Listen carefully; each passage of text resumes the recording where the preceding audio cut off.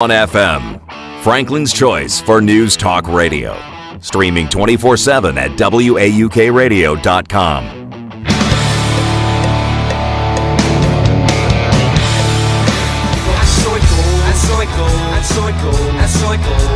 Now you're just bringing sweaty kids into a sauna, and now we got to sit and teach, and all you could smell was just funk. She literally chases him out like he's a raccoon. Are you guys gonna do some big snarky party for your 10-year anniversary? I think at some point I drunkenly agreed to get a tattoo. Moving Wisconsin forward, one joke at a time. This is Kristin Brey with As Goes Wisconsin. Yada, yada, yada. Hello, Wisconsin! Welcome to As Goes Wisconsin with Kristin Brey. Jane, how you doing today? I am well, thank you.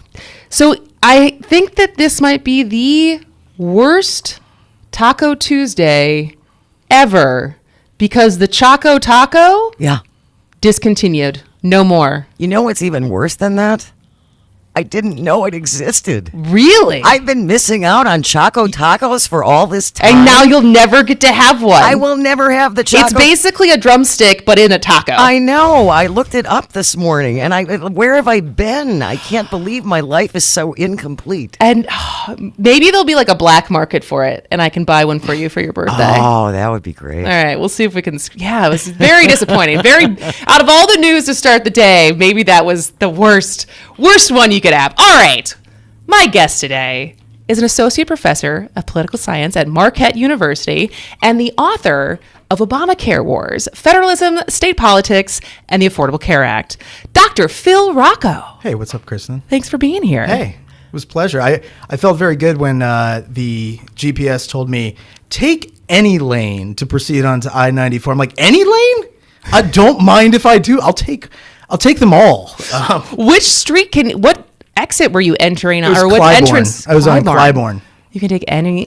Listen, if you're on Clybourne, feel free to take any lane going to I-94 West.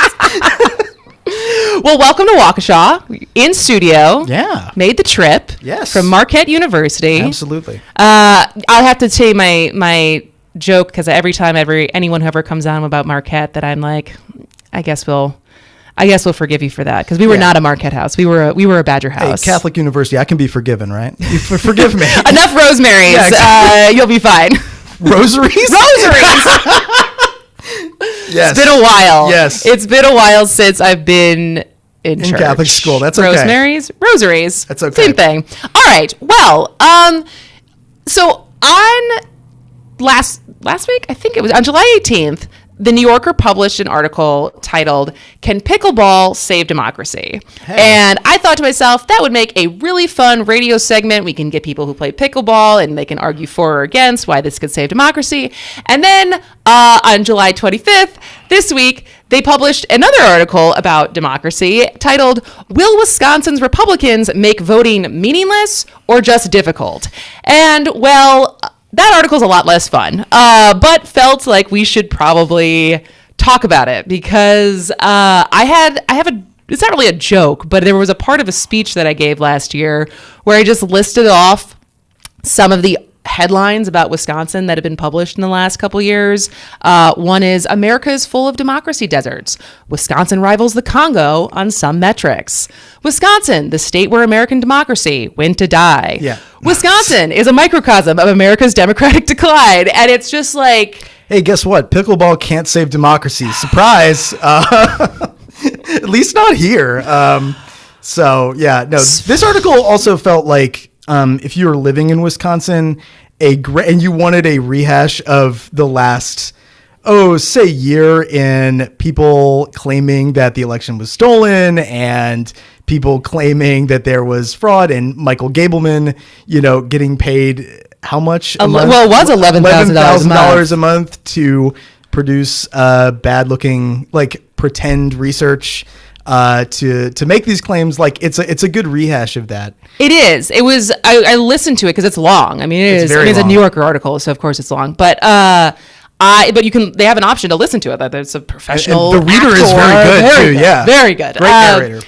And I would say yes. I have about 8 minutes left, but getting through the big chunk of it, and there's certainly stories of different town halls or some smaller events that happened that I did not know. But the big events, if you've been paying attention to the Gableman investigation and the timeline and who's been involved and who's been upset, is certainly a recap. But it's Dan Kaufman who wrote. He's great. What was the book where he? The Rise and Fall of Wisconsin, I think. Yes, something and like that. so definitely worth the read. But as a professor and a doctorate, someone who has a doctorate in political science who teaches in Wisconsin, how much trouble are we in? I mean, I always like to think about it from my perspective of like having to go on local news. I was on TMJ on like Monday morning at 6 a.m. right this after week. After the gubernatorial primary debate, and I found myself there like, well, what were the candidates saying? And I found myself having to say in a very matter-of-fact way, because they have me on as, just an analyst. I'm not a color commentator by any means. Well, yes. And, at some point, the candidates didn't distinguish themselves from one another on, the fact that they all claimed that the election was stolen in some way. Ramthan, wants to go further and actually decertify the thing. But the other two candidates also want to eliminate the Wisconsin Election Commission and make voting harder. And I just sort of had to say that as kind of a matter of fact statement. And I think the thing about this article, which is worth reading, and I think it's worth reading in part because you get really good interviews with election officials who really are, in a way, the unsung heroes and deserve to be sung heroes of democracy. And you get their perspective on what this moment is like, and the fact that if you were sick of this or thought that this was a troubling trend and you live in Wisconsin, this is not going away. This, certainly not in this election cycle. But there's going to continue to be an appetite for this sort of thing. And it puts people who are in charge of doing this very thankless task of putting together elections and it's not like they're raking in. None of these people are in it for the money. Which I don't know. Have you ever worked at an election? Have you ever been an election inspector? I've done it every year since 2018, and I love doing it because everyone is so unbelievably nice, and they're great people. And their work is very hard. And you realize how difficult it is under normal circumstances when you have a lot of people to make an election go smoothly and to really, do what democracy sort of requires. And it's a bunch of volunteers. And you can also see how there are so many aspects of the process that somebody who is primed to be looking for conspiracies everywhere they look, they're like, well, what's going on there? What's going on there? And you can see that regardless of what the public officials, Republican candidates for governor are saying, there's now this sort of social force out there of people who are skeptical of every, election result that their party does. And when I was thinking, even Ramthan had a quote in the Journal Sentinel today, which he was like, well, the Marquette poll did not, give him, that he wasn't on. That all the undecided voters they're voting for him because his name wasn't on the poll. His point was like, and the thing is, his name was on the poll. Not many people, said that they wanted to vote for him, but he's like, well, I'll get to the bottom of it. And it's like, I'm sure you will, in some way, shape, or form. But I think what reading this piece reminds me of, which is, in a way, January 6th was sort of this, really shocking event, but at the same time, it also, in a way, was sort of a diversion from where a lot of the threats to democracy currently lie. If you think about the United States, one of the things that people had said for years is that it's much harder to do a national coup here because elections are so decentralized, right? Mm-hmm. And I think the fact that the state governments and local governments are really the infrastructure of our democracy, could be seen as a great thing. But at the same time, it means that if you have vulnerabilities there, and you have people who are really amping up pressure and violent threats, as we've seen against local elected officials, and election administrators, that it might be really shockingly easy to begin to push back and to create some real constraints or limits on democracy. And I think when you look sort of internationally, you see that even when subnational democracies or like state and local democracies emerge, that sometimes there are moments where you have a party consolidates power there. It's happened in Latin America. It's happened in the United States after Reconstruction in the South, where we had 100 years plus of essentially apartheid state in the former states of the Confederacy. If a party consolidates power and it can't win an election through normal means, and it has the ability to get in and actually take control or weaken nonpartisan or neutral election administration, bad things can happen. And if you think about the way our system is set up through the Electoral College, when bad things happen in one state, it's not like the effects are isolated. Yeah. Right? The effects can be contagious, especially the Electoral College. Like that happens in one state, the entire election result can be skewed. So I think as now I would call myself a Wisconsinite. I feel like I live here, right? I've lived here for 6 years. It's easy to look at all of the problems here and to think of them as being unique, but they are in fact part of a much broader national trend. And if you look internationally, there's an international trend towards backsliding in places like Hungary and Western Europe as well. And so it's worth thinking about, like, what do we have in common in a way with these other places? And do you see it? This is probably a bigger question than we have time for before we have to go to our first break, but because you just used the word trend. Yeah. Do you see it as a trend, which I think connotates more of a upswelling of feelings versus a top-down plot? Well, I would say trend, meaning in this case just pattern, right? Yeah. And I think like one thing that you can just look at now, just say it really briefly, which is, why would a party want to do that? Right? That's hard to do. It's costly. It involves a lot of coordination. And if you can get what you want through normal electoral means, like that's going to be easier to do. And, something happened, something really changed in the Republican Party here and in right-wing parties in Europe over the last 30, 40 years. All right, well, I'll leave that in suspense. Leave that in suspense, because we're going to talk about that when you come back. This is As Goes Wisconsin with Kristin Brey.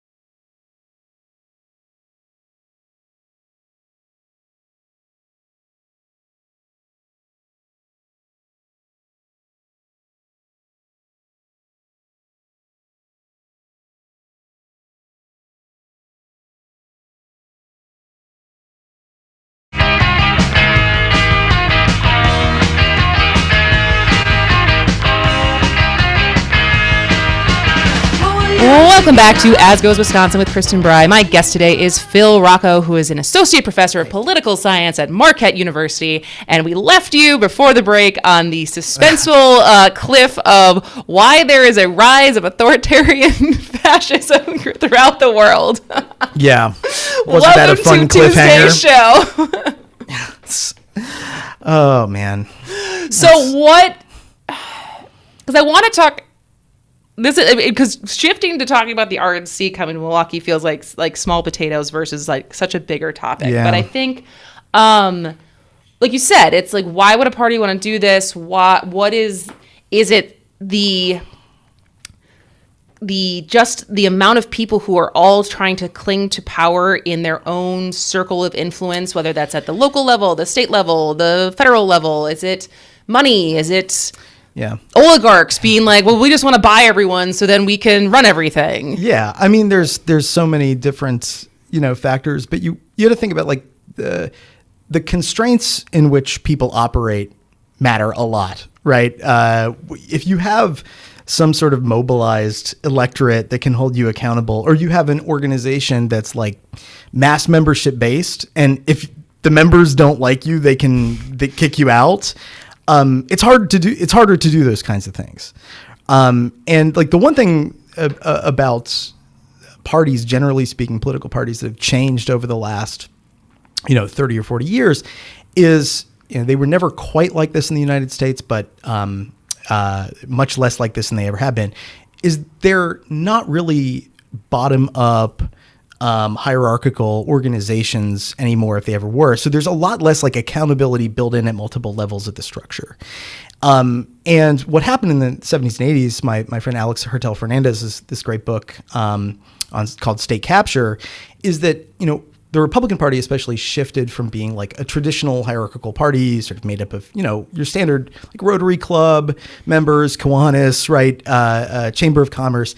And you saw a new kind of stream of ideological networks move in.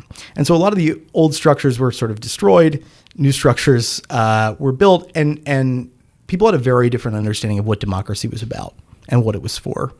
And that, I think we're now sort of seeing the tail end of that, or the sort of consequence of that. And you can sort of see that, interestingly enough, in like less democratized or more recent democracies like Hungary, where these experiments in democracy kind of failed. Parties like Fidesz, which is Viktor Orban's party, also kind of, these networks are actually transnational. These people go back and forth, and that's why CPAC, which is the conservative national political conference here, they had their conference in Hungary this year, which was it was only like a month or so ago, right? Yeah, exactly. So I mean, it's worth thinking about, like, that is a big thing that's changed. And there are, in a way, fewer mass membership organizations, less unionization, for example, that can really kind of anchor democracy. And that's not just true in the U.S., but true kind of across the quote unquote democratized world. So yeah, it's worth thinking about, like, where are we historically, right? And the fact that this is like a process that is the result of a longer unfolding, I think. Well, also, as Matthew McConaughey said, is time a flat circle? Are we Yes, just going exactly? Yes. Have we been here before? And so is there hope that we will get out? Because it is just a cycle. Are we in the fourth turning right now? Oh, the fourth turning, that terrible book. No, I don't think history is cyclical necessarily. Okay. I think that things progress, and I think you have to hope that there's a way out, right? But I think it actually requires reckoning with history a little bit. Yeah. And thinking about, in particular, the idea that, like, sometimes there isn't a formal institutionalized process to use alone to do things, right? If you look at the history, why did countries democratize in the first place? They democratized in part because of these moments of huge political disruption, the emergence of a mass like working class. And you saw these moments where people just, in a way, use the power they had as a class to demand the vote. And eventually the people who, were in control of things and hadn't democratized, they're like, this would be better for us. This would be a better world if we didn't have to deal with these disruptions so frequently. And so there's some pretty good historical research to suggest that, like, it's actually only through the moments of huge disruption that you get democracy in the first place. Which is... Yeah, I mean, Yeah, I'm not it a makes huge sense. scholar Yeah. of history, but if you think about like the French Revolution, Yes. you're like, oh yeah, Yes. they just killed some people and Yes. then they wanted to be able to Right, vote. right, right. All right, well, I want to start the topic, but probably continue it after the break. But Right. you've written a fair amount on the RNC coming to Milwaukee. Sure. And we've talked about it some on this show. I know that my piece for my video column for Journal Sentinel this week is digging a little bit more into the number of a $200 million impact. And I know PolitiFact already said that number was a little squishy. But, there's huge kind of it's not red, it's not blue, it's green conversation. Yes. And I guess, is there an upside to this? Well, I mean, I think that depends on who, depends on an upside for whom, right? So let's just take the first question, right? Is there an upside for the city and its finances? Because in a lot of other cities, you can say, okay, you get more people coming into town.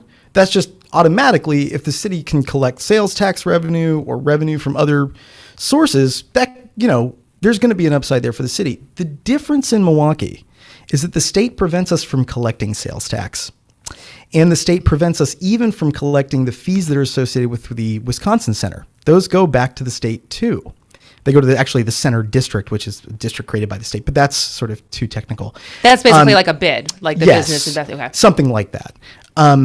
So the city is not going to see direct revenue impact at all. In fact, that revenue is going to go right back to the Wisconsin Joint Finance Committee, which, for those playing at home, is controlled by the Wisconsin State Legislature. So on that point alone, I think there's no direct impact. Now, you might say, okay, but Wisconsin or Milwaukee kind of businesses will benefit. And that's where the $200 million figure comes in. And, I think, look, it's a pretty optimistic figure.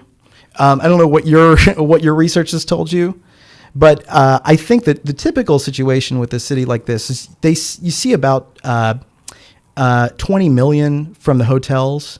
And then the question is, okay, how much more do you need to go to get 200 million? And that's going to have to come from, food and businesses, food and other kinds of things. So I think we can get into what that number means after the break. Yeah, we'll go to one more break and then continue the conversation on RNC and also kind of how local public finance is doing. Everyone's favorite topic. Bringing some sanity to the airwaves. The Shaw 101 FM, WAUK 540 AM. Free and equal education is and has always been a cornerstone to this nation. Yet our public school system, once the envy of the world, has never faced more scrutiny than right now. Caught between political bickering and big business cash grabs, our schools are under attack, and the people that stand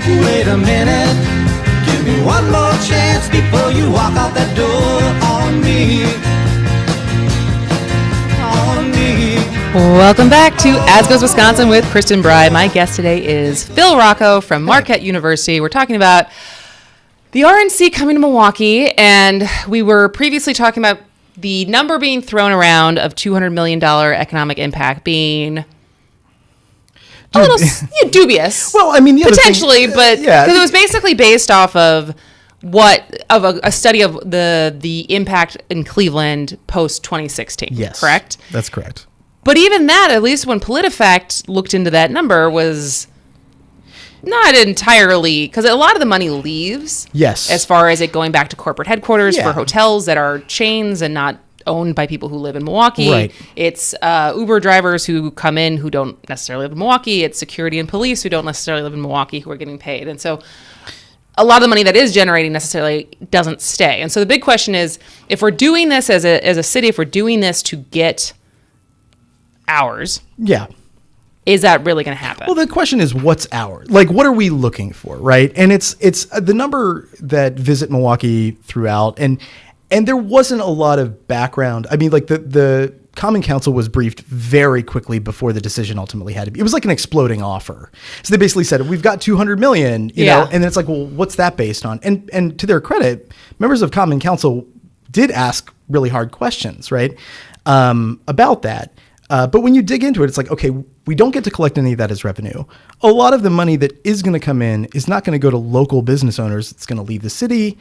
But then you have to deal with the fact that, okay, yeah, some businesses are going to see a lot of play from that. And that's cool. That's good for them. Yeah, totally. You know, but there are costs too. I mean, the security plans, if you looked at them for the DNC, it's a lot of the city is going to be blocked off, which means that a lot of local businesses aren't going to be as accessible as they normally are during the same time.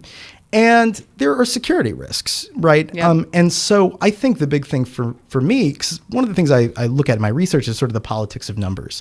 Everybody loves to throw out numbers, right? How to lie with statistics. Well, it's not even, the thing is, I don't even know that it's deliberate lying. No, I know. right? Isn't that a book? It's just, yeah, exactly. Yeah. I think it's just like, it's optimism, right? And you have to sell it with one number because that's what can get reported in the media, and you can say that very easily. But in reality, if you think about like, what do we gain as a city? A lot of that stuff falls apart on closer inspection, which is why I think, the interesting thing, if you look at the framework agreement the council agreed to, they can amend it, right? Right now, it says, that the host committee needs to get a good faith amount of money into the city. I think previously members of Common Council had asked for like $6 million. But, they could go and press for, getting a little bit more, especially if we're not going to be able to collect the revenue, because in part, I don't know what your thoughts are on this, but it's, I think that the best argument you could make in favor of the city getting or going after the RNC is the hope, and I think this is the mayor's hope, is that that's going to open up better bargaining with the state. Mm-hmm. It's going to create a more favorable state-local relationship. And I'll admit, that seems optimistic to me. I mean, I sort of understand why the mayor is forced into the position of having to, hope for the best. Yeah. Right. But it doesn't, it seems to me that this is a power move. Republicans gain from having it in Wisconsin because it's a swing state. Mm-hmm. The city, the gains maybe are, credibility for its ability to host a big mega event, but there are other mega events it could host. But yeah, it's, I think, that's the challenge is like, I think that Chevy Johnson's like backed into a corner here. The question is like now the bargaining position is not entirely the same. The city is now the only city that the RNC has. And so I think it actually holds a little bit more power to try to wrest a little bit more from the committee, especially if it's not going to be able to collect any revenue. Which I hadn't even thought about that as far as, because I remember that as a last minute wrench thrown into the negotiations as potentially like, we want this much money secured for the city and yada, yada. And I hadn't even thought about that as far as being able to amend it. But one thing that's funny, I don't know if this made it into the final agreement, but at one point, one of the asks from the RNC was to be able to ride the hop for free. Oh my God. Not knowing that everyone rides the hop for free. Yes. writing? No. Just let them think they're writing. Oh, this is great. We'll give you that. We'll give you fantastic. that. And so that was very funny to me. But I think this also comes back because there's a lot of talk about, like you said, so there has been this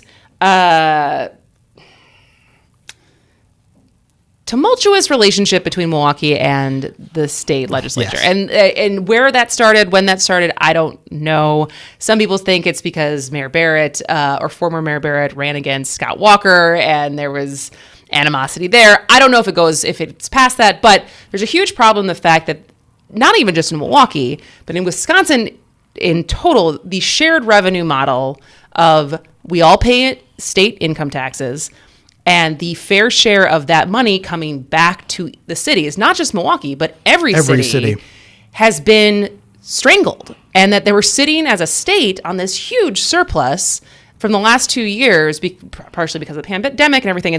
And there is a lot of money that we are just squatting on, while all of these cities, Milwaukee included, are starving. Right. And the parts that actually have to pay for stuff, they have to pay for fire departments, they have to pay for police, they have to pay for roads, they have to pay, and the only other option they have is to continue to raise property taxes. Right. And Which everybody loves, by the way. know. We all love that, don't As we, someone folks? who just Yes. bought a house, Same. Yeah, we love that. I would rather pay a little bit more in sales tax. It it doesn't hurt as much. Well, right. And the whole point of having, so like, to give you a sense of like how the magnitude of this, like between the late 90s and now, the like state share revenue has been cut by like 94 million. So if you're wondering why it's like hard to finance your public parks and stuff, and like especially like capital expenses for your like public pool and like upkeep, like that is one reason why the state is making local governments, forcing local governments into a really nasty kind of choice. It's like either you cut the services that everybody needs, relies on, and is the reason why people move to your municipality in the first place, or do that thing that everybody loves and raise property taxes. That is a condition caused by the state. And it doesn't just affect Milwaukee, it affects cities across the state and counties across the state too. And if you think about like, why do we have shared revenue in the first place? We've had it since 1911. Mm-hmm. We had it because we were the first state to ever create an income tax, progressive income tax, because we used to finance things primarily through the state through property tax. But it was widely agreed that that is a horrible way of financing things. It's often very difficult to administer. It's not very progressive. Often you have people who, are not paying their fair share. And so when we did that, we also created this new revenue sharing program, in part to help, spread the costs and provide some tax relief on property taxes. But in the late 1990s, a couple things changed. One, the share was not adjusted for inflation, and then they actually changed it so it was less redistributive. So between the 70s and early 2000s, it was, if you were in worse shape, you actually got a little bit more of an equalization share, which is pretty cool. Basically, the state was like, we want to help all our communities out and help them succeed and not go to rot. But that was sort of removed. And so now we're in this situation where, you have cities looking for, either having to like cut important services or dealing with like pension fund overruns, or raising property taxes. So it's like a really nasty situation for them. So it's understandable why it's like elected officials at the local level feel backed into a corner, I think, a little bit. So this is kind of I guess it's not totally out of right field, but I'm trying to think of how this would even work and how Wisconsin cities can get into a better situation, especially with the floating proposal out there, Rebecca Clayfish being one of the proponents of it, of just eliminating an income tax in Wisconsin entirely. Right. So how do things get paid for? 'Cause, like, they either don't. That could be number one, right? Yeah. I mean, I think if you looked at the debate stage Sunday night, is a lot of proposals to cut things that I think we know from the history, which is like things don't necessarily go that way, right? It's pretty hard to cut like vital services. There are a lot of services that states don't get a choice about offering. You simply have to provide them. They're mandates, and that's where a lot of the costs are. So hard to get away with that. Especially because it's not like we're Texas and just have a bunch of oil Money, right? We like, don't have and we're natural not resources Florida that you has, can at tap least for into. now, has a bunch of tourist money. Right. Like we have a lot of tourism, but we don't have Disney World. Right. See, the only way that you could do it if you're going to keep spending the same is make the state taxes more reliant on property or sales, which is going to be more regressive. It means that lower and middle income people are going to pay more. Yeah. There's really no other way around it unless you're saying you're going to cut a lot of services that people actually like, because saying that you're going to do it by getting rid of waste, fraud, and abuse, that's not that much money, right? You like that. The scales don't balance there. So yeah, that's sort of something that's always been floated, but it's worth thinking about. It's like that just sort of pushes the Overton window in a particular direction, so that we're not talking about the fact that local governments are being forced in the situation that they are. Well, so what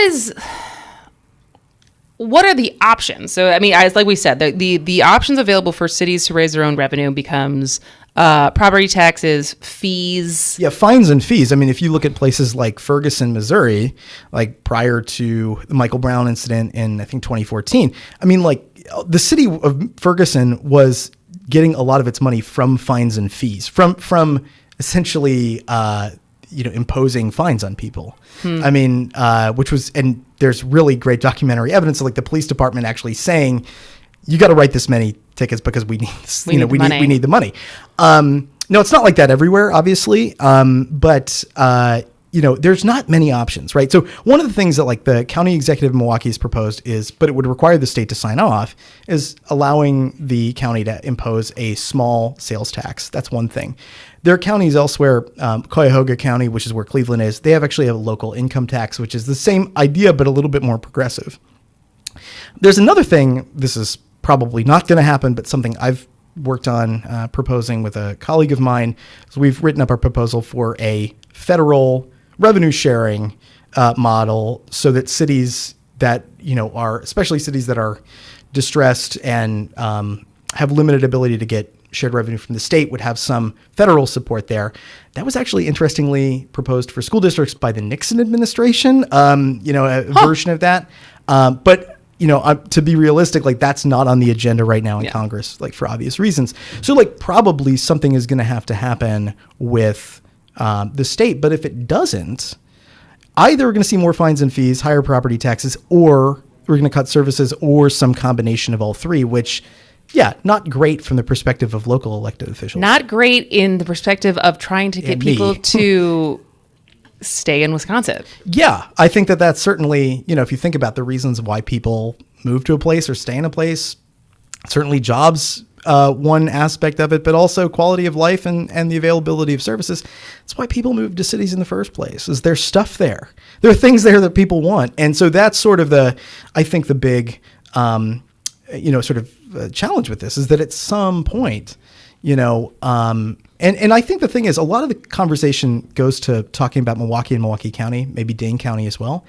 But, there are lots of towns out there. It's not just here, yeah. And if you talk to mayors in small towns in Wisconsin, which you should, they have a lot of interesting, experiences about what it's like to run a small city where people need services. Garbage has to be picked up. The parks need to be taken care of. People need EMS, right? And it's not impossible because people find ways of coping and dealing. But at some point, all of those ways of coping with limits on revenue become increasingly absurdist, right? Mm-hmm. You start having to do things that anybody administering something is going to find kind of absurd. Well, when we come back from break, we're going to do something a little less bleak because Mr. Rocco is not from Wisconsin. He's from Pennsylvania. I'm an outsider. And so we're going to see what he's adopted and what he will hold strong to between Wisconsin and Pennsylvania. When we come back, As Goes Wisconsin with Kristin Brey. All right.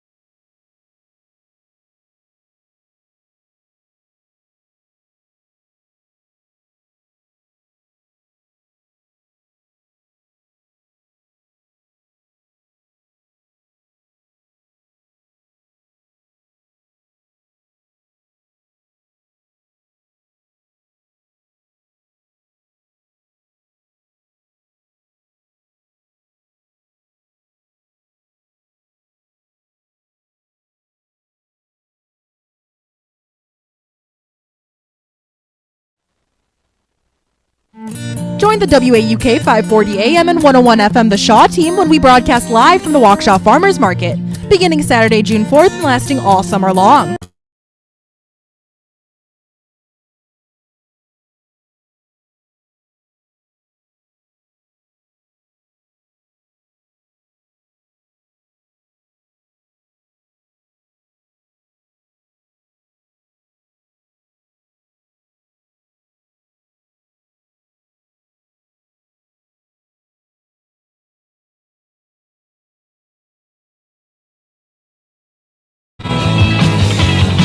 Welcome back to As Goes Wisconsin with Kristin, Brey. I've been joined today by Phil Rocco, who's going to stick around for another hour, the whole show. All right, well, we've had a fairly serious first very sober, very dry hour, and I'm sure we'll get back into the heaviness in the second hour. But you are not from Wisconsin. No. You've been here for 6 years. I've been here for 6 years, so I think that counts. Yeah, I always wondered what the threshold is of how long you have to be in a place until you are. For me, it's like I think 3 winters, because like you go through like the worst. I feel like 3 winters here is like 15 years in California, because you're like, I'm a Wisconsinite now. I'm dealing with it. But are the winters significantly worse here than they are in Pennsylvania? I think people probably overstate the difference. I think it's that 2 weeks where it's like. It really dips down to the negatives that you're like, oh yeah, no. The normal winter coat doesn't work. That's appreciably different. Summers here are much better though. So are they? That's the trade-off. Is it just more humid out there, or what's? Yeah, it's more humid. It's hotter. You don't have like lake breeze, obviously, so there's no escape from it. So I mean, that's So that's my one of my. All right. First. So what have you adopted from in like Wisconsin culture, Wisconsin life, or what have you been like? All right, I can really get into this, and this is what I love about this place, or this is what I can like own. Yeah. Versus things that will always be Pennsylvania will either always be better at, or you just can't let go of. So like I love going on a political canvas here, or going door to door and talking about issues. People are so nice here. It is nicer here than Pennsylvania. People are so so crazy to me. People will open their door to you, and it just like now it just like that's such a. I have so much respect for people who even if they're like disagree with me, you open the door. Like thank you. Even I've gone canvassing. Unimaginably, we have political primaries here in the winter in February. I know. I've gone canvassing in January. Oh, people open the door. You forget that my fiance ran for mayor, and so you guys have done this. In the 2 weeks that we had to collect 1,500 signatures of people who live in Milwaukee while Omicron was spiking, and it was that's insane. 5 degrees. So this sucks. I know. Yeah. So I love that. And the food here is. I mean, like people. There's a truly Dionysian, hedonistic food culture here, which the custard, the burgers, Butterburger or Philly cheesesteak? Butterburger, obviously. Woo! Yeah, I mean, come on, that's not even a question. And I think also the Door County, the fish boil is just it's an extraordinary experience. Unlike anything else. So like that, and I think I have, I've abandoned the Pittsburgh Pirates as my team. I've fully embraced, Brewers culture. All right. So, it's, has been a significant development in my life. That is like, that's truly pretty big because we grew up with the Pittsburgh Pirates. To abandon that, is it just because they're not very good? No. Well, it's also because there's a great investigative reporting on the Pirates since like their management, it's sort of like the plot of, not quite as bad as the plot of Major League, the movie, right? But it's like the management knows they're bad. They're basically keeping them back because they realize they don't have to pay these guys a lot and they can still make money. So it's like, it's a really, really nefarious management culture at the Pirates. You don't have that with the Brewers. You can get behind the front. Brewers, you can get behind the front office a little bit more here. I think the thing that I've gravitated to the most though in Wisconsin is the radio commercials. I listen to the radio, like FM radio here a lot, and the commercials are absolutely insane. Like I feel like the modal commercial here is like, it's like a coffin factory, and it's like trying to beat the summer heat. Well, try going 6 feet underground, something like that, or like, it's like they're playing like The Doors, like Light My Fire. And it's like, the time to hesitate is through. No time to wallow in the mire. Time to get your old fireplace taken care of by Poblocki Fireplaces. The one that we love the best, the one that has disturbed me, those are not real commercials, in case you're wondering. Not real commercials. You really sold it. The commercial that I like the best is Quality Heating. Do you know the Quality Heating commercial? I think if you it's like a little, it's a little jingle. It sounds like the B-52s or something. Okay. It's like, gotta see the man in the red van, Quality Heat. And I'm like, you gotta see the man in the red van? No. I'm too young.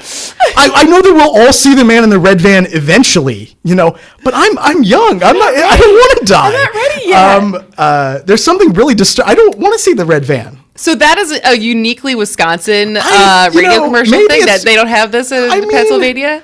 They probably do, but maybe it's just like it's still exotic.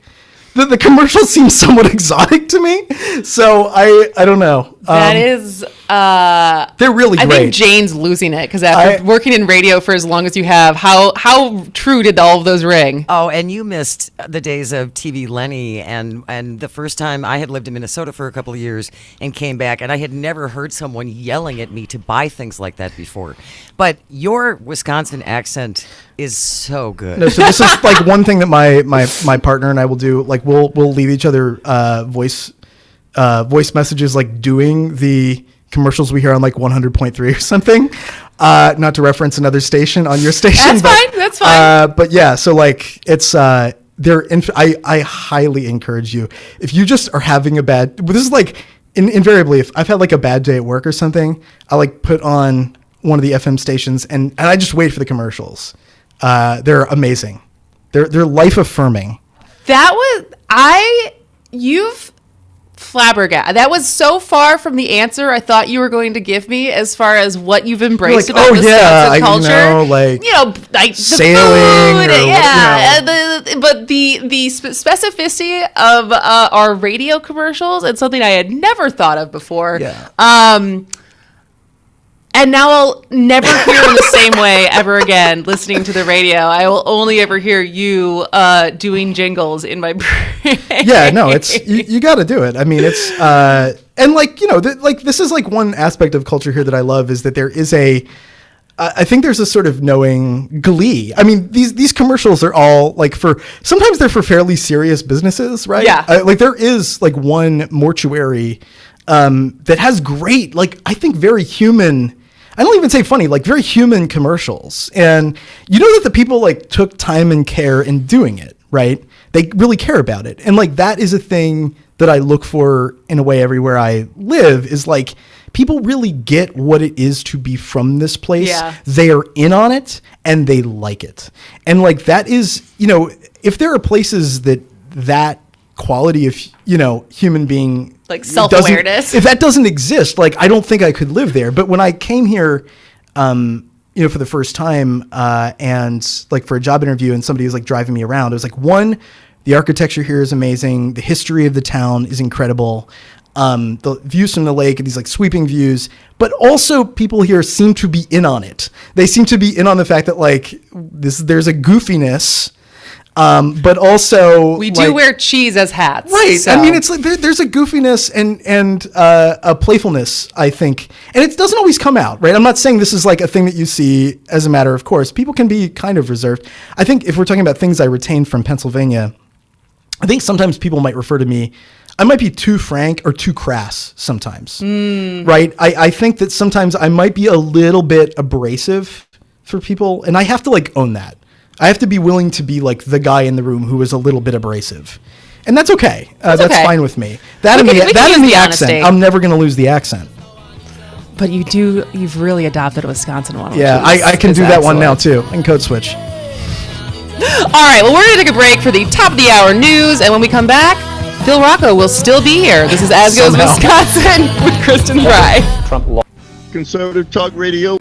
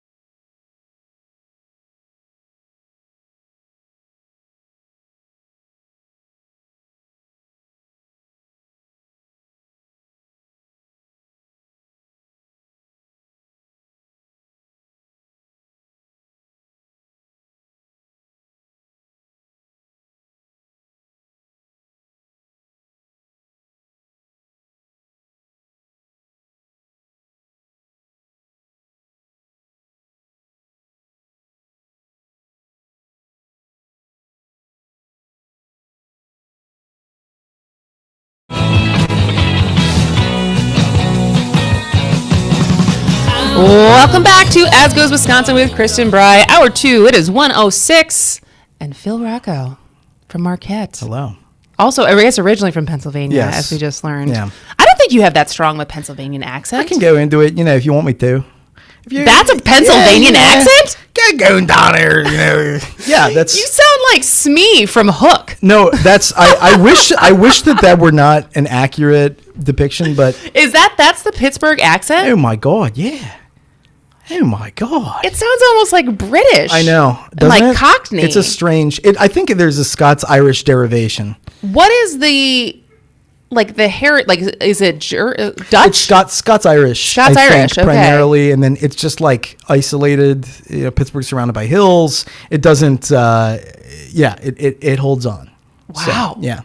Do it again. I'm sitting here with Kristin Brey. We're over in Waukesha. Yeah. Oh, it's funny because I think the way I promoted this show was, can academics be funny? And I think we've unequivocally said yes. But I mean, I feel like that's a very conditional. It's like, put me in the right environment, maybe, as I increasingly make out of touch jokes, I think in class, like my students no longer have the cultural references for my jokes. And I think I know, because you probably walk in and be like, he's a young professor. And then you talk about Saved by the Bell and they're like, what? Yeah. So I don't know. All right. Well, I think the first time I even knew I knew of your existence in the Milwaukee area was you wrote a guest piece for our mutual friend Dan Schaefer, right, and his weekly column, the Recombobulation Area, and you wrote an excellent piece called "Who's Cream City," and it was talking about election turnout in nonpartisan municipal/local elections, because we had seen for the first time in so long a competitive primary for mayor, and then arguably the first time we had no incumbent in running for mayor, and you thought that maybe there'd be this big turnout of people excited to choose a new leader for the city, and it was 30% turnout, 30%. Right?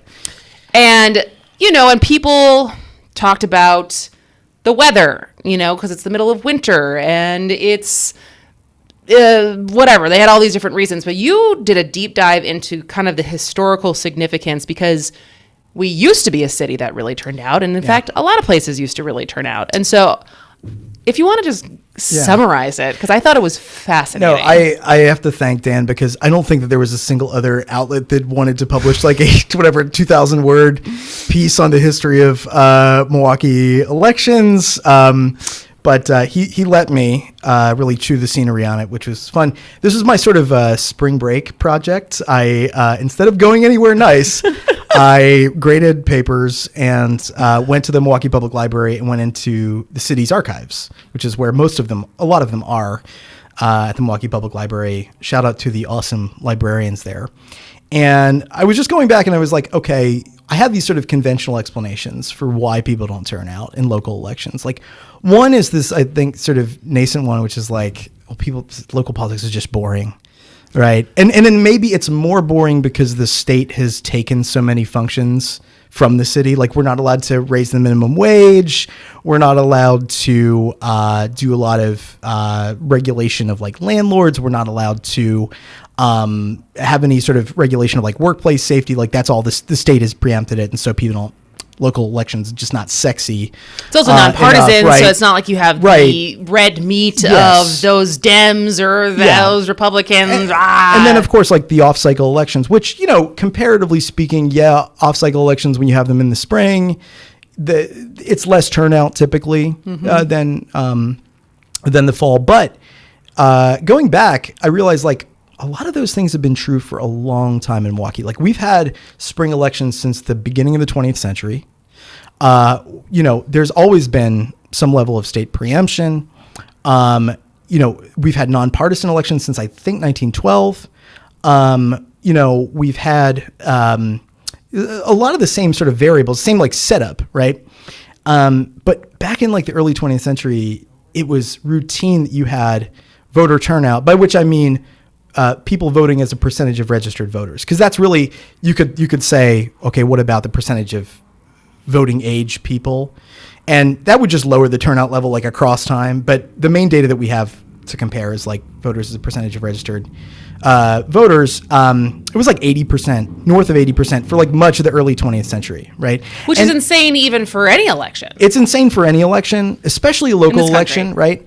And then I was like, okay, well, let's take a look at like who was voting. And I went and looked at like ward by ward in the city. Was it like the rich wards that were like carrying it? Poor? It's like, regardless of like home ownership levels, like income, people were voting at basically the same rate. So people who were in an economic class that today we would see much lower rates of turnout, much more because of economic disadvantage, they also turned out at pretty high rates. So I began thinking like, what was going on? And then you dig into this a little bit and you realize this isn't just a Milwaukee story. This is like a U.S. story, generally speaking, and then it's also sort of a global story. Turnout has declined in the U.S. in local elections since the 20th century. It's middle of the 20th century. It's declined. Done the same thing in other countries. So, like, what's going on? So we're talking like this. What was the turning point? 60s? The turning point is around the 60s, 70s, right? And you think about it, like a lot about how you turn out and vote, it depends on like the context in which you're voting, right? And like, I think the way that we treat voting today, it's pretty much like making a shopping decision. You know, you're like, okay, you read the facts and like maybe you compare the different like products, so to speak. And like you listen to some, you know, disembodied voices telling you things. And maybe if you're lucky, somebody shows up at your door. Although I was canvassing recently, it's like, if you live in an apartment building, it's really hard to canvass you. Yeah. And so, but the way that politics worked in the early 20th century is it was much more community driven and less individualistic. So you had not political parties that were like these disembodied national organizations that maybe sometimes sent some people and money down to the local level. Political parties were like often local clubs. They were organized at the ward level. So you could be a member of a party club at the ward level, and the club would do stuff, right? They would have parties, they would have fairs, they would have events, sometimes soccer, you know, or whatever. And soccer, or what, I don't know, baseball, who knows? In Europe, soccer is still big. Yes. That makes more sense because we're talking about the Lambeau so, field. But baseball, I think probably here. And so they were a huge part of your life. And so it was, and they also sent you mailers frequently, and they were, you know, communicating with people a lot. And so if you look at the way that people would have voted, they would have voted in this like very social context, in part because parties were guiding them to do that. And, you know, one of the things parties would do is like on election day, they could go to the poll books and see like, okay, who's turned out yet? All right, this person hasn't turned out. Like we can go get them to the polls. So it was a very community oriented kind of activity. And like, so one thing that happened over the course of the 20th century is that local political parties just fell apart. So when you say local political parties, that's not just like the fact that we have... It's not Republican and Democrat. So in Milwaukee, you had the Socialist Party was huge. In Wisconsin, generally, you had the Progressive Party. These are two big parties. And obviously, there's the classic Wayne's World speech from Alice Cooper about the, many decades of socialist mayors in Milwaukee. There were political clubs that you could actually be a member of. And the interesting thing is like everyday people could become a member, vote for the people, you know, to lead the organization and eventually become leaders themselves. So there was this like path, very clear path. Now that exists in sporadic ways now, but it was really much more congealed in the early 20th century. So you had these ways of like organizing people to get out the vote and engaging people. The other thing that you had at the same time was you had large union membership. Like union density in Wisconsin was once very high. Unions were really pivotal, not just on the shop floor and bargaining with employers. Obviously, if you've been to South Shore Park in Milwaukee, you can see the history of the 8-hour day. But they were also important in the political arena, and they communicated with their members about voting. And so those two things taken together, if you look around the world, that's the two things that have really changed. Like unionization has fallen throughout the world. In Wisconsin, it cratered, you know, even before Act 10, it was decreasing because of deindustrialization. But then Act 10, Wisconsin saw the largest union decline of any state from 2000 to the middle of the 2010s.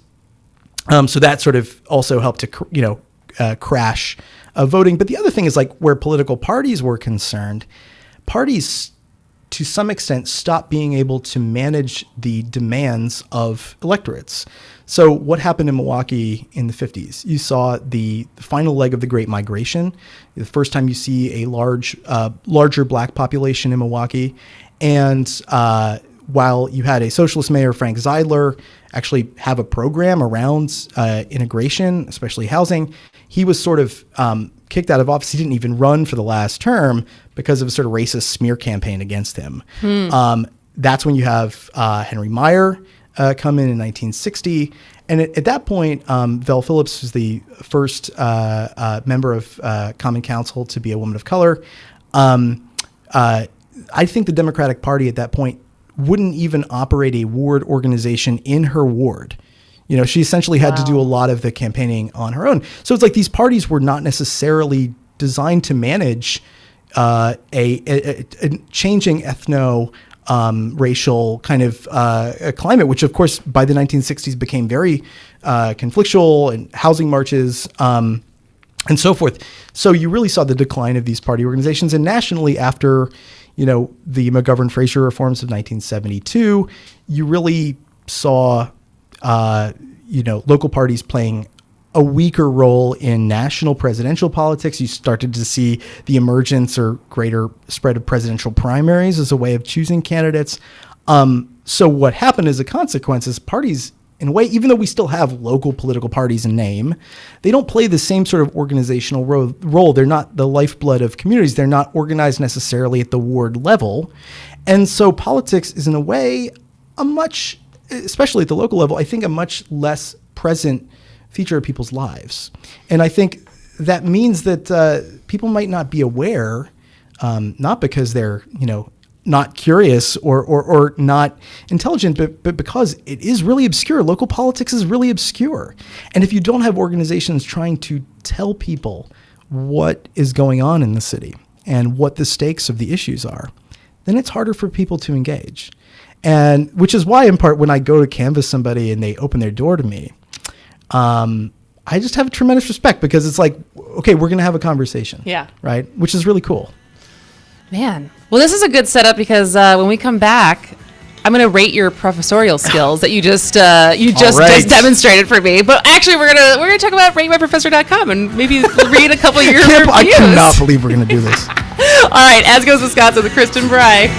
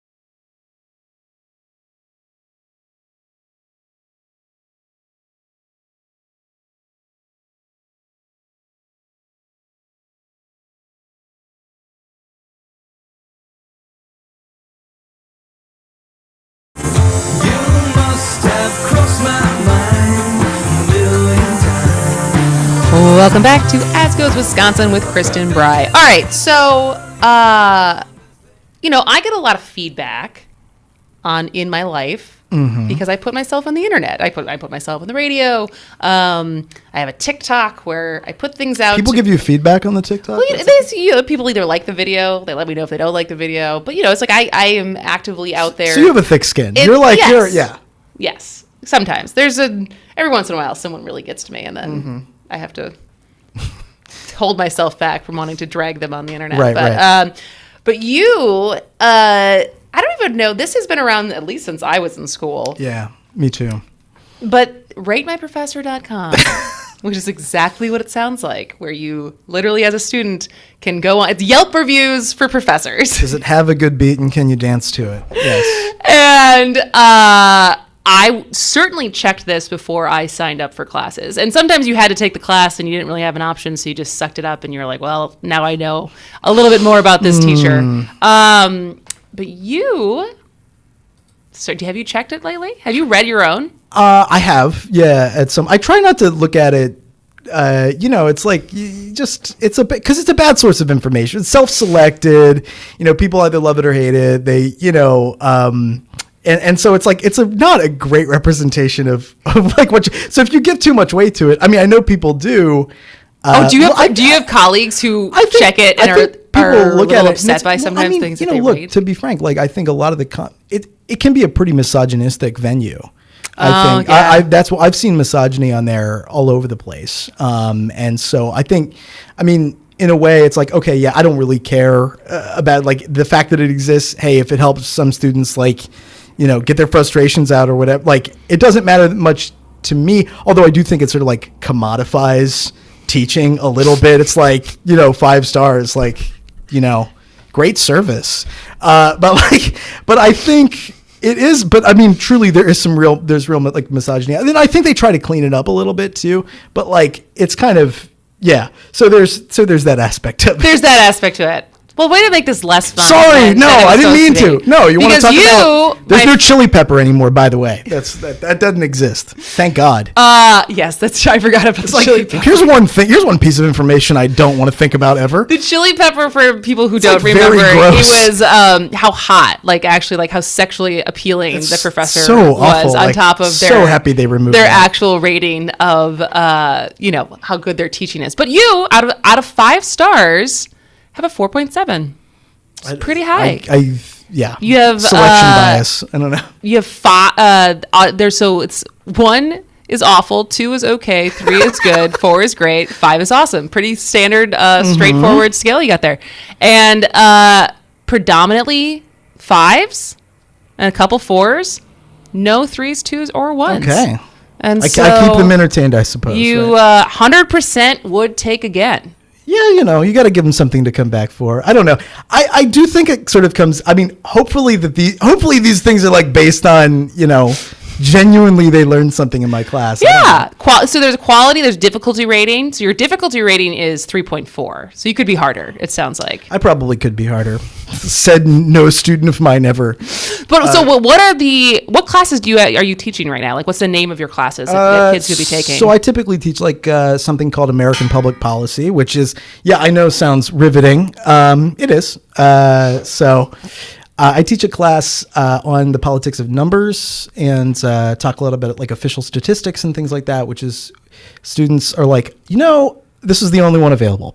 And so I try to make sure that it's worth their while. It's pretty fun. It ends up being pretty fun. I teach a class on American politics, and I teach a class on like federalism, so relationships between state, local, federal governments, which is a lot about, the first hour was like a preview for that class. So what is your, which ones are like freshman classes versus like it's all pretty mixed. Right. I mean, the intro class is like a lot of freshmen. Sure. Yeah. It's, but it's fun. I mean, like typically if you teach anything local, students are always like, I can't believe that the county does that much stuff.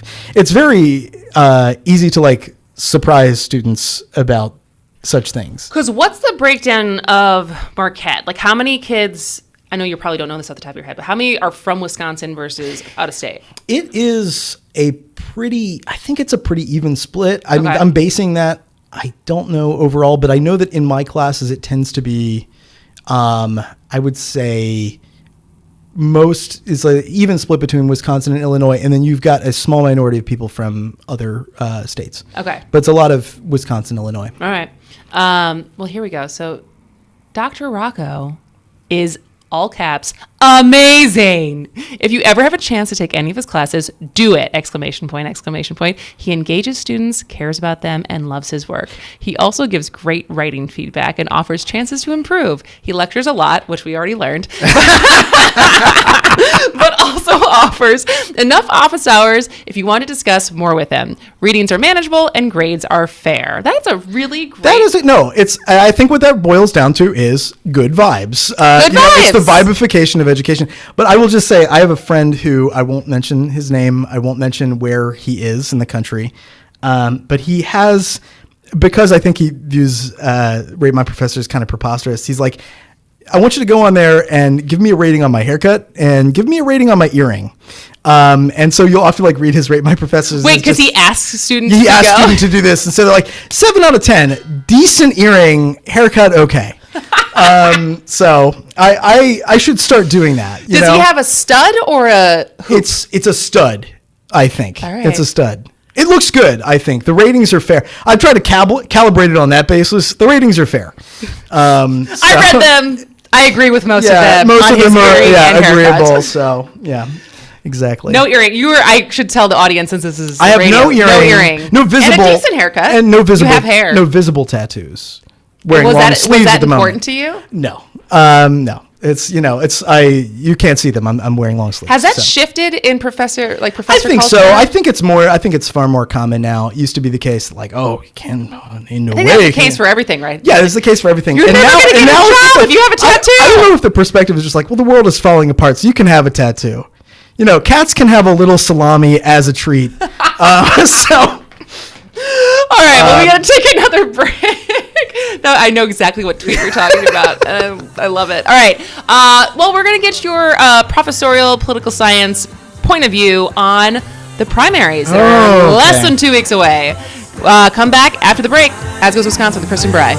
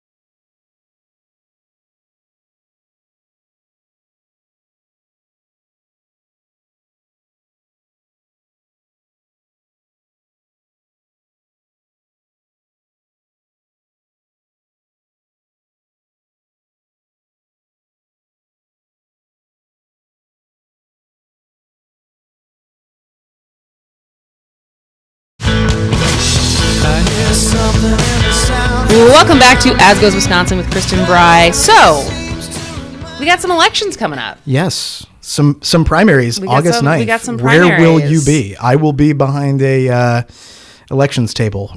I guess either Registering a people to register vote or checking people in. Yeah, checking people in. I will be giving people the sticker. That's always fun. The stickers don't stick. If you bring tape, because the stickers could be stickier. I'm just going to say that. I think they could be stickier. What was I just listening to? That there was I think I was listening to Love It or Leave It, and there was some county that's did a the sticker contest. The sticker contest, and now there's a weird spider that's going to be on the voting. I actually like that as a civic engagement opportunity. Yeah, It's like it probably works. Design the Get Out the Vote sticker. This year, like I voted sticker this year, and take submissions from 5th graders. Yeah, the state will probably ban that. They're probably going to ban stickers soon. I'm thinking, that could be a thing that they do. Ban the stickers, ban the ballot boxes. It's just like, now we're really worried about these stickers. You're incentivizing the wrong people to vote by giving out those stickers. God. All right. Anyways, so we've talked about the primaries a fair amount on here.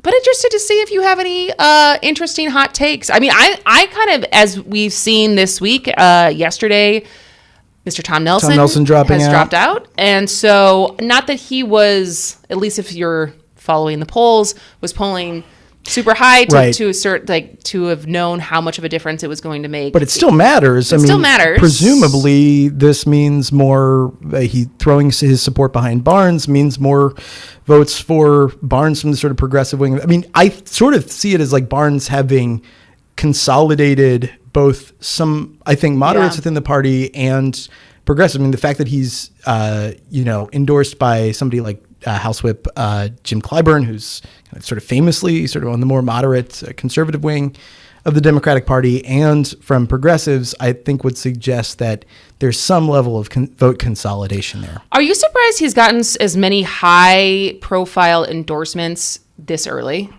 It's interesting. I don't really have a great baseline for comparison because this is such a different primary. Yeah. But it would seem to suggest that there's some, like, one of the things that political scientists often look for is what people call the invisible primary, which is like parties consolidating their support behind a candidate who, like, this is the official candidate of the party, right? As one way of influencing voters' choices.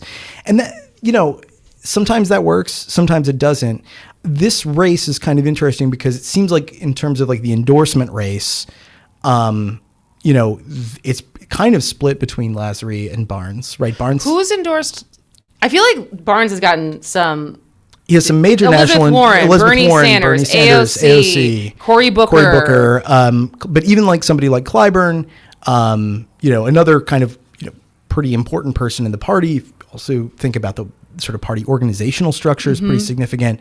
You look at the state and local level, a number of state reps. You've got a number of municipal mayors as well. The thing that Lasry has going for him is he's sort of consolidated some support within Milwaukee County, which can be pretty significant in turnout. If you think about like the primary electorate, it's now sort of cliche to say, is like it's a much different electorate than the statewide one, right? It's Dane County, it's Milwaukee County, it's some smaller municipalities that lean more Democratic. But it's, if you look at Lasry's endorsements, it's, the county executive in Milwaukee, the mayor of Milwaukee, a number of members of the Milwaukee Common Council, and then labor, which I see as the other sort of big organizational force. I mean, it's, I guess, you can focus on something like the debate and like were there fireworks in the debate or not. That kind of doesn't matter as much in a primary. What matters is the endorsements and actually who is out there getting people out to vote. And so I think it's interesting. You do see some divisions within sort of major labor organizations. A lot of unions in Milwaukee are for Lasry, and then some, I think, statewide organizations for Barnes. I'm probably missing a few details of that. So if you think I'm wrong, I probably am. I mean, but go to the websites and you can kind of see. I think it's fair to say that there's some division there. So, I mean, that's sort of where it seems to fall right now. And Nelson getting out of the race would seem to suggest that you're going to see maybe some more progressive consolidation behind Barnes, and maybe this is sort of the tete-a-tete, I think, going into 2 weeks into the primary that we're going to see. Did I sound like a political Did I sound like a pundit there? Saying something with also saying nothing at all. So you see why I don't do this? I mean, you sound like basically every podcast I listen to on the regular, so Yeah. it's great. So I guess thinking about, so do you think there's any chance that Sarah Godlewski is basically, are you, in your punditry, are you pretty confident in saying it's going to be either Lasry or Barnes on the Democratic ticket? Yeah, I feel, so okay, what's Godlewski's argument that that's not true is that there's still a lot of undecided voters. The last Marquette poll, had 36% undecided, which I think was the largest, choice there. So it's plausible that there could be a kind of invisible groundswell of support, but I tend to think about it. She has some endorsements. They're not as, So Emily's List, I think, is one of the big endorsers. There's some other kind of movement-based organizations. She has some, I think, state officials, some local officials as well, that are kind of, lining up behind Godlewski. She obviously also won a statewide election for treasurer, which is not nothing. Right. Yeah. So, it's worth thinking about the fact that she has some connection to the state. I tend to think that when it comes to the sort of operations level of like a primary, that, again, anything is sort of possible, but the endorsements don't just mean like a name. It also means maybe some resources and support of like getting out votes, making some key phone calls, that sort of thing, which would, to me, if I, were to sort of game this out, I would think that you're going to see Lasry or Barnes on the ballot. But again, anything is sort of possible. And as Stephen Olakar said, shock the world. Right. I do see a lot of Godlewski signs, right? Just, colloquially. And it's possible that there's a,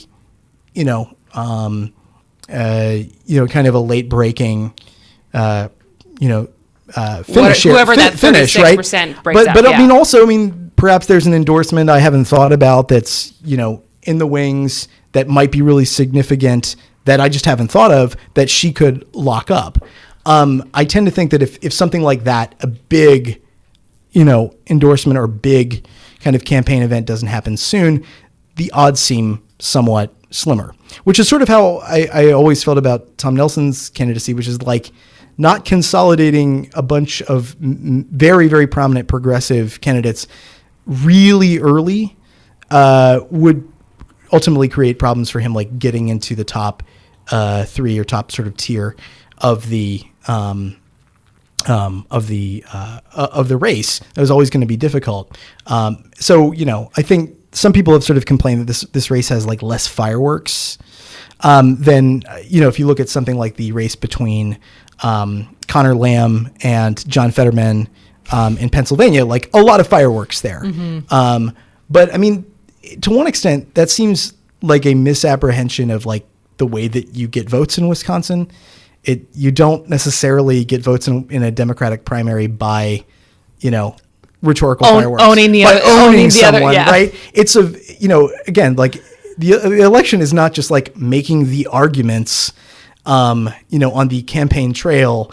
It is also about the very like unglamorous work of just like racking up endorsements. Who can who's going to knock for me today? Like who's going to get my name out there? And if I had to guess based on that and the endorsements, I would think, tend to think at this point, it's like you've got a lot of strength there behind Barnes and Lasry.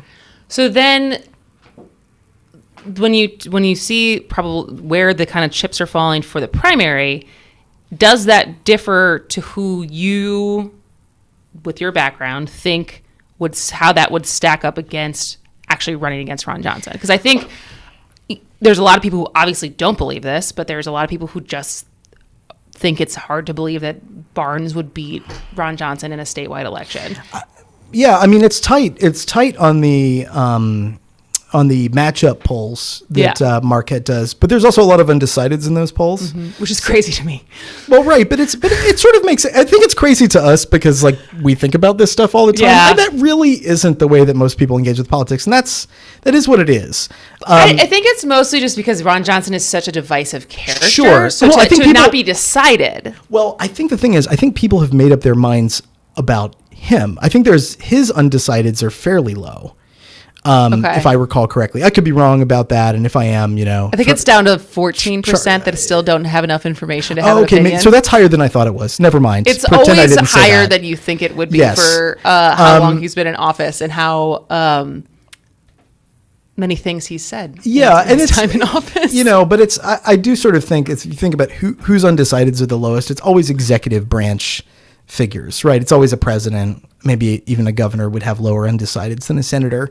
Senators sort of in a legislature, one advantage of that is if something bad happens, you can say it was, those other people, but he has made a number of statements that have gotten press that are like the sending the fake electors, the bunch of stuff about COVID. Come to Oshkosh. Right. It's, you would think, and maybe there's some like... It's not the government's responsibility to take care of your kids. Yes. But we're going to make you have them. Right. The, you would think the undecideds would be lower, but it could just be that he has a very bland name.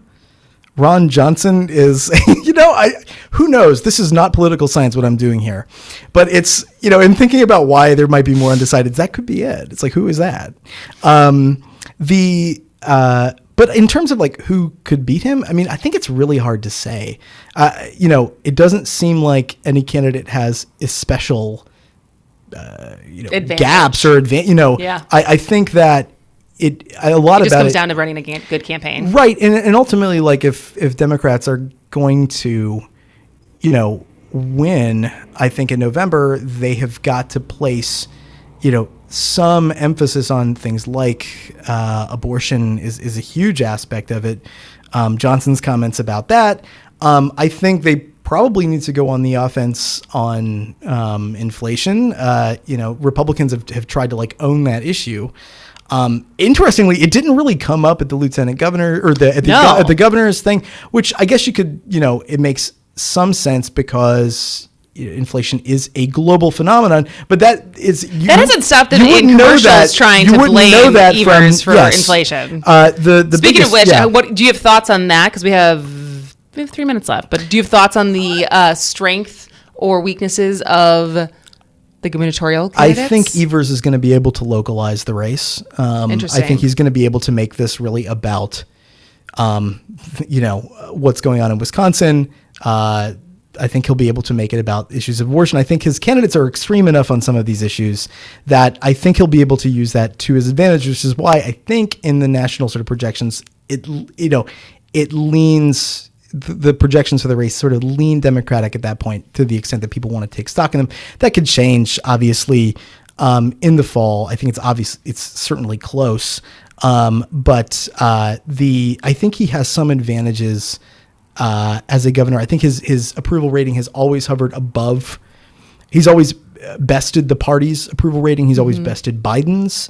And I think that people have a sense of him as somehow distinct. That will be the main thing, especially among independents, treating him as a different kind of political entity. And the race as distinctive from the national race, I think might matter a lot. If it's a wave election and it's just, Republicans doing what Republicans, would do at a midterm where Democrats control Congress and the White House, I think there are more problems there. But I think Evers might be more capable of localizing the race. Interesting. Yeah, I don't like to do projections. Not what I base my, it's like I've studiously avoided studying things in my career where that is an ask because it is so easy to be wrong. And we're not in the business of making predictions. Yeah, I don't make predictions because in part it's like, I've always seen politics as something that you study to give people a better sense of how to like go out and engage in it rather than predict it as if it's like the weather. Yes. Fair enough. All right. Well, we're going to take one more break. And then when we come back, there's a new meditation app that we want to talk Very about. excited. All right. As it goes, Wisconsin with Kristin and Brey.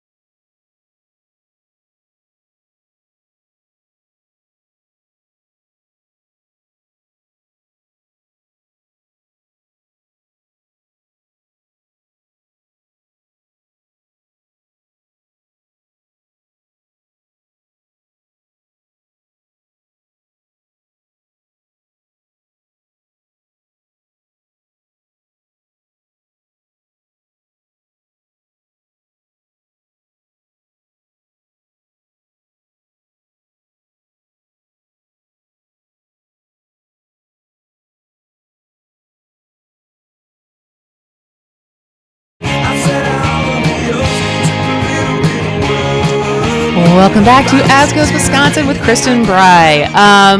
So I was raised Catholic. So was I. You were raised Catholic. You currently work at a Catholic university.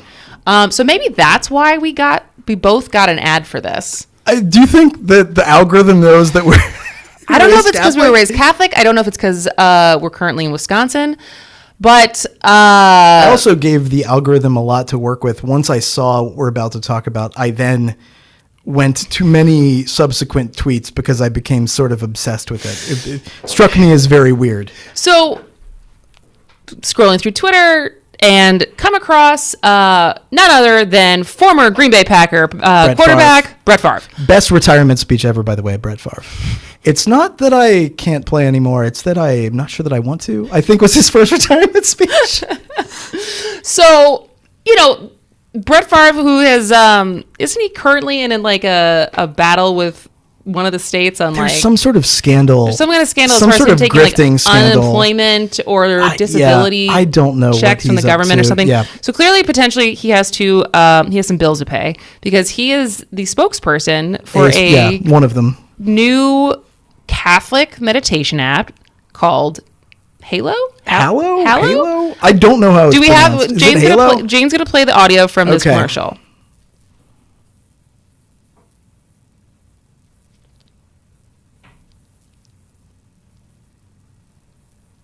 All right, so we're going to play it for a second. So I'll set up at least, while she's getting the audio ready, if anyone's ever gotten a Cameo, so Cameo is this app or this service where you can get celebrities to talk into their phones and give, like, as a birthday present, you can, like, give your buddy, like, a message from Snooki. Don Henley or something. Yeah, there's all these celebrities, A, B, C, D list type celebrities who are on there. You can pay them a certain amount of money and they will send a message to you. But it's largely someone just kind of riffing into their phone camera and then they send it to you as a message. And so it kind of looks like that. Like there is very little video production for this to be He's clearly holding the phone. He's clearly holding the phone. He's clearly not looking into where the camera is on your phone. Like, it is really obvious that he has never used this app.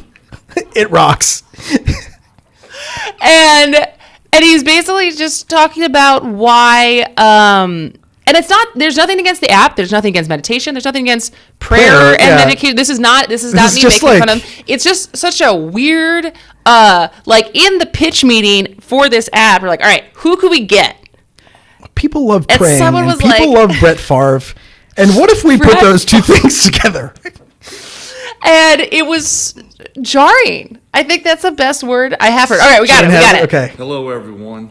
It's Brett Favre here, and I'd love to tell you about this life-changing prayer and meditation app called Hallow. It's the #1 Catholic app in the world, and an amazing app for Christians looking to dive deeper into their prayer life, not just Catholics. It's been such a resource for myself as well as millions of others around the world to find God's peace, overcome obstacles and struggles, and quite frankly, just build a daily habit of prayer. So hey, you got to check the app out and start praying with me on Hallow today. Download it free today. God bless. All right. So again, hello everyone. No, we got it again. So this is not to disparage praying. This is not to disparage meditation. This is a very weird commercial. I actually think, like, the message itself is very sincere. It's just very weird. Like, it's weird to see him just with a very close up on his face talking about this as a ad on Twitter. And so, but you looked into it. You went a step further and talked to learn more about this app. So yeah, I mean, just my background here, grew up Catholic. My family prays at every meal. Prayer, I think, a great thing in many ways, right? Part of your life. Yes. Yeah. Okay. This whole thing leaves me thinking, like, what stage of capitalism are we in? It's just like, where, like, what stage of capitalism is prayer commodified? And like, first of all, wasn't it always commodified? I mean, have you been to that again? I was like, yes. So like, this is like the strong Martin Luther vibes here, but also at the same time, this is like, they advertise themselves as the #1 Catholic app. What's the number 2? Like, just going to church, I think. That was the number 1 for 2,000 years. You could say that, like, there's the line that Jesus says that where 2 or 3 are gathered in my name, there am I in their midst. You could say that was like the first social network site, but communion of saints, that's very distributed. But the people who sort of came up with this, like, they are thinking about this as like a commoditizable prayer, as being commoditizable. So like this venture capitalist, Catherine Boyle, put it in a 2020 piece for the Washington Post, quote, "A holy trinity is in place. Isolated people hungry for attachment, religions desperate for growth in an online world, and technology investors searching for the consumer niches yet to digitize." And it's like, your grandfather's Catholicism, he had to go to church to pray. Now you've got the app. And it's like, well, okay, prayer in Catholicism, very different. Like, the whole point of prayer is community. This is an app which is mainly something that you use alone. And they say, like, well, you can like network with other people on it. I'm not exactly sure how that works, but it's kind of, it's a little strange. And then the other thing is, I think Peter Thiel might be one of the big funders for the app. Some sort of nefarious creatures. Do you think Peter Thiel spends a lot of time praying? For maybe, but for what? I shudder to think. God knows. But there's another thing that I think sort of scandalized this, is just like they're actually harvesting the data and commodifying the user data. So I don't know, like, what might you be searching for before you pray?